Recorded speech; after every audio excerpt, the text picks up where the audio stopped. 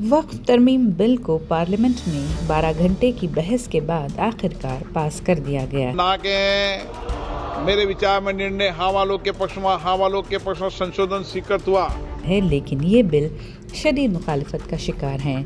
नाक़दीन का कहना है कि ये बिल मजहबी खुद मुख्तारी को कमज़ोर करता है, हुकूमत को गैर ज़रूरी इख्तियारात देता है और वक्फ जायदादों को ख़तरे में डाल देता है। वक्फ बोर्ड्स में गैर मुस्लिमों की शमूलियत, जो कि मजहबी मामलात में मुदाखलत है। हालांकि अमित शाह का कहना है कि मजहबी मामलात में मुदाखलत नहीं की जाएगी, सिर्फ एडमिनिस्ट्रेशन में गैर मुसलमान होंगे। लेकिन हमारा सवाल भी वही है जो MP मसूद इमरान ने पूछा है कि क्या आप अयोध्या के राम मंदिर ट्रस्ट में मुसलमानों को एडमिनिस्ट्रेशन में शामिल कर सकेंगे? ज़िला कलेक्टर्स को वक्फ ज़मीनों का इख्तियार देने से गलत इस्तेमाल का खदशा है। वक्फ बाय यूज़र के असूल का खात्मा, जिससे तारीख़ी मसाजिद और क़ब्रिस्तानों को ख़तरा लाहिक़ है। वक्फ कायम करने के लिए 5 साला मज़हब से वाबस्तगी की शर्त लगाई गई है। और एक बार फिर हमारा सवाल ये है कि जब जॉइंट पार्लियामेंट्री कमेटी के मेंबर्स पर यह शर्त लागू नहीं की गई तो फिर वक्फ के लिए ये शर्त क्यों? अपोजिशन रहनुमा और मुस्लिम तंजीमों का कहना है कि यह बिल गैर आइनी है, बुनियादी हुकूक़ की खिलाफ वर्जी करता है और ख़ास तौर पर मुस्लिम कम्युनिटी को निशाना बनाता है। इन्हीं सवालात पर मज़ीद वजाहत के लिए हमने साबिक़ डिप्टी चेयरमैन राज्यसभा डॉक्टर के रहमान खान से बात की। सर, जैसा कि आप जानते हैं, कल 12 घंटे का डिबेट चला पार्लियामेंट में एंड उसके बाद फाइनली जो है वक्फ अमेंडमेंट बिल पास कर दिया गया। इस पर जी, आपका पहला रिएक्शन क्या होगा सर? ये एक जो हुकूमत ने हुँ, जो आज बिल पास किया है, जो वक्फ अमेंडमेंट बिल, हुँ, ये एक अनकॉन्स्टिट्यूशनल बिल है। हुँ, हुँ, एंड वो जो बिल लाए हैं, हुँ, हुँ, ये उसमें कॉन्स्टिट्यूशंस के बहुत से क्लासेस वायलेट होते हैं बिल्कुल। और इनका मंशा जो है वक्फ प्रॉपर्टीज को बचाने का नहीं है। हुँ, मंशा ये है कि जो भी प्रॉपर्टीज हुँ, जो ये चेंजेस से हुँ, अ, इसके वक्फ के दायरे में निकालने की ये कोशिश की है, हुँ। वो सब प्रॉपर्टीज या गवर्नमेंट के प्रॉपर्टीज बन जाएंगे। हाँ, सर, ये ऐसा नहीं है कि 2 बिल्लियों की लड़ाई में बंदर अपना जो है रोटी ले जा रहा है। कहीं कहीं ऐसा तो नहीं लग रहा है कि इंटरनल स्ट्राइप्स जो भी थे वक्फ बोर्ड के इंटरनल स्ट्राइप्स को। नहीं, इसको उसको हाँ, ये नहीं, हाँ, ये एक साजिश है। जी। ये इंटरनल वक्फ के झगड़ों से कोई ये हुँ, तो हमारी गलतियां हैं। वक्फ बोर्ड हुँ, इस बेढंगी से हम चला रहे हैं। हुँ, हुँ, जो हर जगह जो वक्फ बोर्ड की हालत है, हुँ, ये बहुत ही अफसोसनाक है हुँ, कि कौम को एक इदारे चलाने नहीं आता। हुँ, हुँ, झगड़े, ये फसाद, हुँ, खुद खुद ये कौम के लोग मुतवलियाँ हुँ, बहुत से हुँ। जायदाद को हड़प कर लिए हैं। ये लेकिन सब उसका मतलब ये तो नहीं ना नहीं सर कि नहीं नहीं गवर्नमेंट इंटरफेयर नहीं नहीं करे। नहीं, आई एम नॉट, वो हाँ, नहीं हाँ, है। हुँ, ये जब ये नजर में आ जाते हैं, हुँ, आप कमजोर हैं मालूम हो गया, हुँ, हुँ, तो नेचुरली जो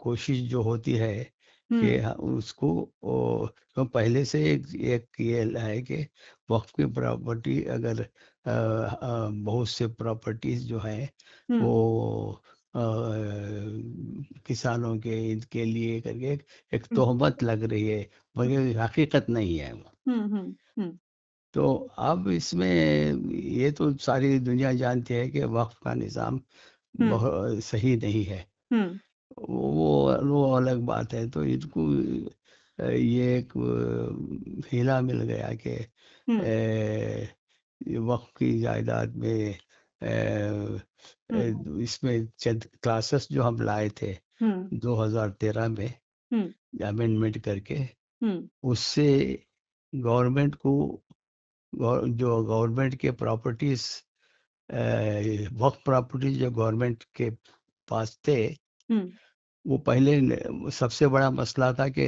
हुँ, नाजायज कब्जे को किस तरह से निकाला जाए। जी, जी। तो हमने जो 2013 के अमेंडमेंट में नाजायज कब्जे को निकालने के लिए सख्त प्रोविजंस लाए थे। जी। अब वो सख्त प्रोविजन इन्होंने निकाल दिया। हम्म। अगर आप वो प्रोविजन लाएंगे तो अब नाजायज कब्जा निकालना मुश्किल हो जाएगा। बिल्कुल बिल्कुल। तो अब वो वही चाहते थे। हम्म वो एक उनका मकसद था। हम्म और जो है अब जो ये सब इन्होंने क्या किया है हम्म कि अब जो भी गवर्नमेंट के कब्जे में जगह है हम्म वो आप कुछ भी नहीं करते, वो गवर्नमेंट की हो जाएगी ऑटोमेटिक। हम्म। डिस्प्यूटेड प्रॉपर्टी गवर्नमेंट के हाथ में जो है। जी। आप वो ये एक अमेंडमेंट में हम्म अब ये कर दिया कि हजारों एकड़ जो गवर्नमेंट के हम्म प्रॉपर्टी गवर्नमेंट के पास वक्त की प्रॉपर्टी है अब हम्म वो क्लेम नहीं कर सकते। हम्म। तो वो भी एक बहुत बड़ा नुकसान होगा। हजारों एकड़ जमीन जी। जो गवर्नमेंट के कब्जे में है वो सब ऑटोमेटिकली गवर्नमेंट की हो जाएगी। ये हम्म। सबसे बड़ा ये है। जी। और दूसरा जो है इन्होंने कहा कि लॉ ऑफ लिमिटेशन जो है हम्म वो वक्फ को अपना नहीं होता। यानी हम्म अगर 100 साल भी जमीन किसी के कब्जे में है तो हम्म लिमिटेशन एक्ट नहीं होती। वरना हम्म नॉर्मल इसमें क्या होता है 12 साल या 30 साल के किसी के कब्जे में है तो हम्म। जमीन उसकी हो जाएगी। जी जी जी। तो वो भी हम निकाल दिए थे 13 हम्म में। अब हम्म उसको रेस्टोर करेंगे। लॉ ऑफ लिमिटेशन ला लिए हैं। हम्म। तो अब एक और ये है इसमें वक्फ बाय यूजर करके, इसकी हाँ, क्या तफसील है सर? इसको भी ये हटा वक्फ दिया गया है। वक्फ यूजर इसलिए हम्म कहेंगे हम्म अगर डॉक्यूमेंट भी नहीं है हम्म भाई के कोई एक जगह 10 साल 20 साल 50 साल 100 साल हम्म यूज हो रही है, हम्म मस्जिद हो दरगाह, अब किसके पास डॉक्यूमेंट क्या है। हम्म तो हम्म इन्होंने कहा कि डॉक्यूमेंट भी जरूरी है, नहीं वक्त को हम्म रजिस्टर करना है। हम्म तो अगर वो कोई यूज कर रहा है, हम्म बरसों से यूज कर रहा है। हम्म अब हमारे पास ईदगाह है, दरगाह है, हम्म कब्रिस्तान है, बिल्कुल किसके पास बिल्कुल डॉक्यूमेंट है? बिल्कुल।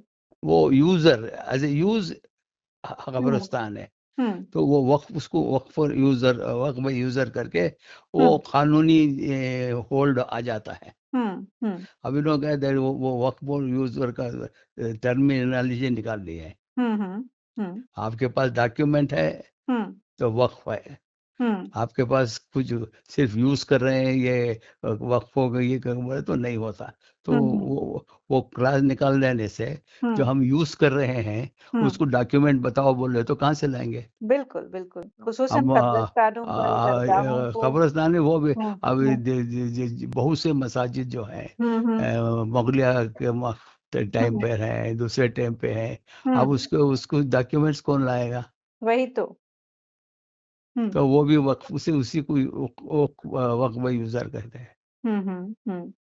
अच्छा, ये एक और ये है कि नॉन मुस्लिम्स को जो है इसमें इंक्लूड किया हाँ, गया, वो जैसे भी वो पहले हाँ। जो हम्म पहले एक्ट में क्या है कि हर हम्म ये सीओ से लेके हम्म मेंबर से लेके सब मुसलमान ही रहेंगे। हम्म। अब इन्होंने लाके दो मेंबर्स को नॉन मुस्लिम्स को बोर्ड में लाया है। जबकि और एक ऐसा किसी भी रिलीजियस इंस्टीट्यूशन का ये में नहीं नहीं है। है, नहीं है। हाँ। हम्म और एक जो सीईओ होता है, हम्म हेड, वो भी नॉन मुस्लिम हो सकता है। हम्म पहले एक्ट में लिख दिया है कि सीईओ और ऑल ट्रस्ट हम्म बोर्ड के मेंबर्स मुस्लिम होना चाहिए। हम्म हम्म हम्म हम्म। तो अब इस पर भी जो है एक बहस चली, लेकिन इसके बावजूद ये बहस तो अच्छी चली हम्म मगर क्योंकि इनके पास उनकी मेजॉरिटी थी हम्म। तो बिल पास हो गया। जी जी। तो फाइनली इसका मुसलमानों पर इसका क्या टेक होगा सर? क्या ये लड़ते रहेंगे? वो टेक ये जरूर फार्म होगा। लॉज की तरह रिपील होगा, जैसे फार्म लॉज रिपील हो गए थे, तो क्या इसको कोई? हमारे पास उतनी ताकत है क्या रिपील कराने की? हम्म। लेकिन अभी तो सभी इंस्टीट्यूशंस जो है एक साथ होकर, मुत्तहिद होकर इस पर ये कर रही हैं, बहुत नहीं, सारी। आप छोड़ नहीं सकते। हम्म ये लड़ाई चलती रहेगी। हम्म हम्म हम्म तो इसका अगला कानूनी स्टेप क्या ले सकते हैं सर? कानूनी स्टेप कुछ नहीं है, हम्म कोर्ट को जाना है ये, क्योंकि ये लॉ पास हुआ है। हम्म अब इसको टेस्ट करना पड़ेगा कानून हम्म कोर्ट में कि ये जो भी प्रोविजंस अमेंड किए हैं वो हम्म कॉन्स्टिट्यूशन के मुताबिक हैं या नहीं। हम्म तो कोर्ट में अब लड़ाई कोर्ट में होगी। हम्म अच्छा सर, इसका एक और जो है प्रैक्टिसिंग मुस्लिम का इन्होंने फ्रेज नहीं, इस्तेमाल वो किया है। बेकार, हाँ वो भी अनकॉन्स्टिट्यूशनल। यू कैन नॉट से प्रैक्टिसिंग मुस्लिम एंड नॉन, हम्म वो डिफाइन कैसा कर सकते हैं, कौन वो बोलो हाँ इसकी सनद कौन देगा के? हाँ बिल्कुल। जब जेपीसी जो बनाई गई थी उसमें इस तरह का कोई वो नहीं था, रिस्ट्रिक्शन नहीं, नहीं फिर कि नहीं, वो सब प्रैक्टिसिंग भी जो है वो अमेंडमेंट्स नहीं करेंगे है, कभी करके। भी नहीं है, हम्म कहाँ भी नहीं है, कोई हम्म लेजिस्लेशन में नहीं है। नहीं, अगर ये इतना ही जरूरी था तो जेपीसी के लिए भी यही कंडीशन रखना था कि प्रैक्टिसिंग ही इसको जो है अमेंडमेंट्स लाएं करके। तो वहां पे नहीं रखे तो फिर यहाँ पे लाके प्रैक्टिसिंग ही जो है ये नहीं, करेंगे उसमें कभी करके। लॉजिक नहीं है ना, हाँ इनको लॉजिक से बिल पास नहीं किए हैं, मेजॉरिटी से पास किए हैं बस। तो ये मेजॉरिटेरियन डेमोक्रेसी का एक ये और ये फ्लॉ होगा। ये दिस इज ए हाँ classic example of majoritarian democracy. Thank you very much sir, सारा डिजिटल से बात करने के लिए।